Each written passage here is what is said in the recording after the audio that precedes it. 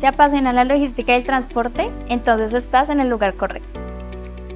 En nuestro programa Tecnólogo en Coordinación de Procesos Logísticos aprenderás todo sobre transporte, almacenamiento y distribución de manera práctica y dinámica.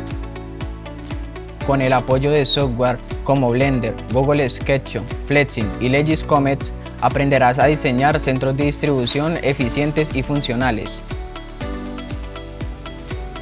También aprenderás a manejar montacargas y estanterías tipo RAT que te permitirán optimizar espacios y ajustarte a los requerimientos de las diferentes empresas.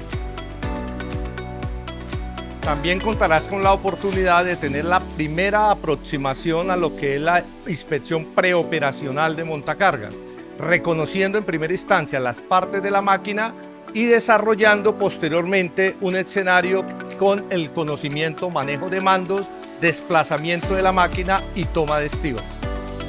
Al final estarás listo para vivir tu experiencia en el manejo de máquina, en operaciones de cargue y descargue, desplazamiento en vacío y cargado, como los demás procedimientos de la máquina. Todo lo anterior empleando, por supuesto, el equipo de protección personal establecido por la normatividad vigente. No esperes más para dar el primer paso hacia una carrera exitosa en logística. Inscríbete ahora en el programa de Tecnología en Coordinación de Procesos Logísticos. Aquí, en el SENA, Centro de Comercio y Servicios Regional, SENA Tolima, te esperamos.